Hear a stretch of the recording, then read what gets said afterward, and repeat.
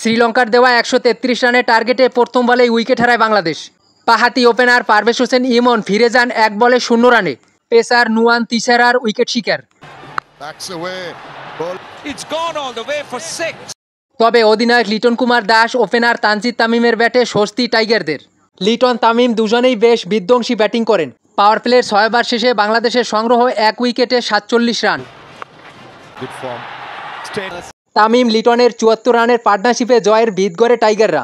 অধিনায়ক লিটন কুমার দাস আউট ২৬ বলে ৩২ রানে। দলীয় ৭৪ রানে টাইগারদের দ্বিতীয় উইকেটের পতন।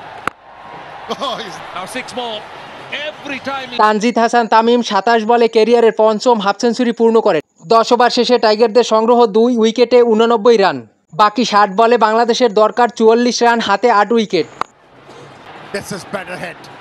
১২.১ ওভারে বাংলাদেশ স্কোরবোর্ডে ২ উইকেটে ১০০ রান। ৫০-এর গন্ডি পেরিয়ে তানজিদ তামিম আরও বেশি বিধ্বংসী হয়ে ওঠেন। তানজিদ হাসান তামিম ক্যারিয়ারের সর্বোচ্চ ইনিংস খেলেন। ১৬.৩ ওভারে বাংলাদেশ ২ উইকেটে জয়ের বন্দরে পৌঁছায়। টেস্ট ওয়ানডে হারার পর অবশেষে ৩ ম্যাচ টি-২০ সিরিজ ২-১ সিরিজ জিতল বাংলাদেশ।